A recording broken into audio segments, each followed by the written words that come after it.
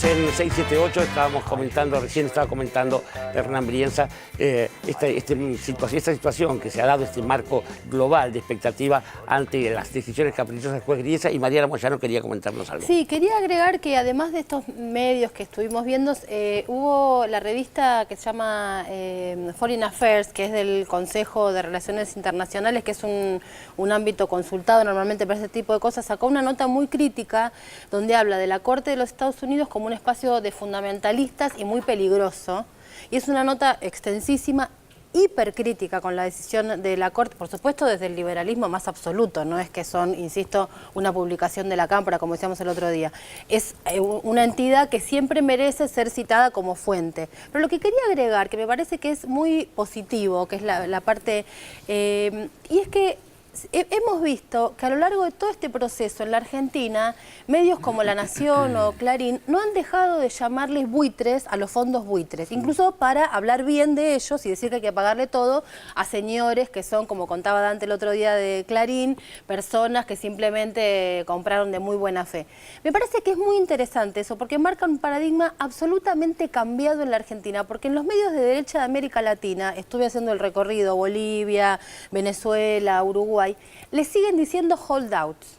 Ninguno se anima a decirle buitre como pasa con los medios que los defienden acá. Con Financial Times, Vultures. Pero me parece que es muy importante marcar eso, porque si incluso estos medios que en su momento levantaban la bandera del ajuste sin ningún tipo de empacho, hoy a quienes quieren defender desde la derecha más dura les siguen diciendo buitres, es porque algo en la Argentina, en el oído incluso de los lectores de esos medios, se ha modificado, y me parece políticamente un dato que no podemos perder de vista. Estos conflictos se plantean en relación con la justicia. Veíamos lo de Campagnoli antes y ahora veíamos con el juzgado ese de Manhattan. Cintia García, usted tiene una mirada sobre lo jurídico también. Sí, sobre Campagnoli es solo un dato, que hay que recalcar que se está siguiendo estrictamente el debido proceso, ¿no? Y ese me parece que es un dato importante a decir.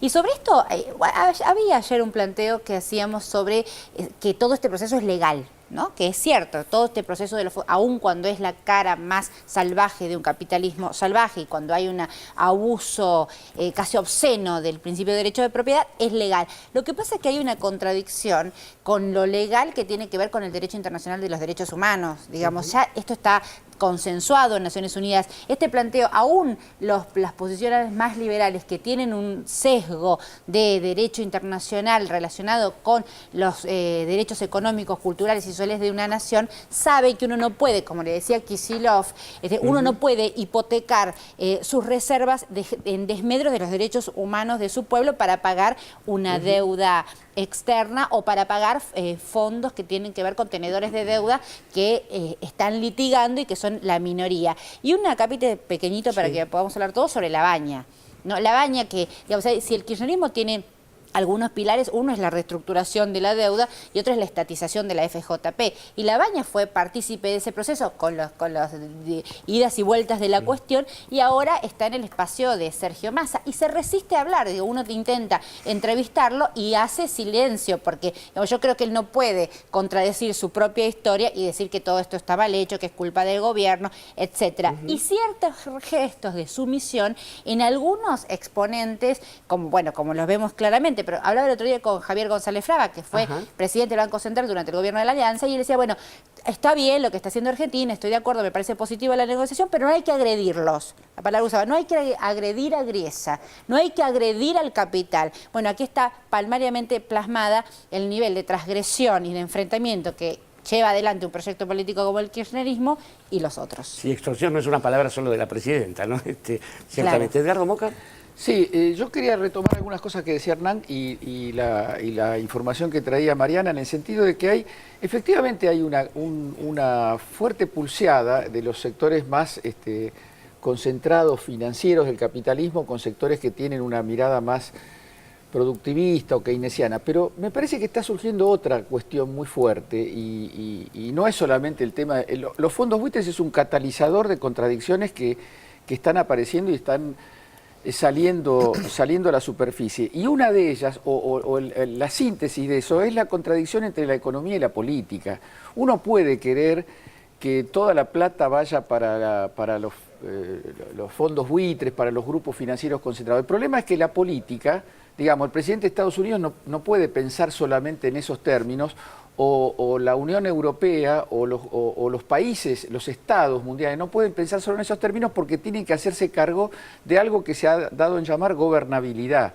Y me parece que el problema no es solamente una crisis interna del capitalismo entre sectores que buscan uno u otro camino, sino entre quienes simplemente son operadores, lobistas, como muchos periodistas, algunos fueron citados aquí, digamos, lobistas, digamos, simples agentes, simples empleados de los grupos financieros, y los que tienen que asegurarle al mundo un nivel de gobernabilidad. Después de lo que pasó en Europa, en las elecciones europeas, después de lo que está pasando en muchos países del mundo con movilizaciones, con crisis muy fuertes, no es tan sencillo apretar el gatillo en un caso como el de Argentina. Y me parece muy feliz el hecho de que, por encima de lo jurídico, yo entiendo que hay leyes, que está la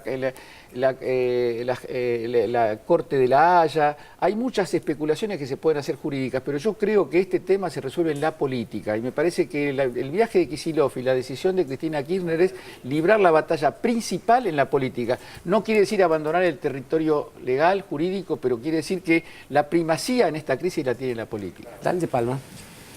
Sí, brevemente, digo, me parece que si tenemos la posibilidad de mirar un poco más allá, vamos a ver que esto va a tener un costo, digo, más allá de las necesidades en las cuales está metida Argentina en esta negociación, digo, más allá de lo estrictamente legal, digo, me parece que este enorme apoyo que ha tenido la Argentina se va a ver o va a tener sus consecuencias, digo, más allá de 30 de junio o el mes o el arreglo o el plazo que puedan pactar. Hernán Brienza, ya para ir redondeando, ya nos estamos yendo. Recuerdo el caso en el que surgió la doctrina Drago en su momento. También hubo una voz argentina que generó después una reacción jurídica, ¿no? Por ahí sí, yo creo que es una eso. pelea para las próximas décadas esta.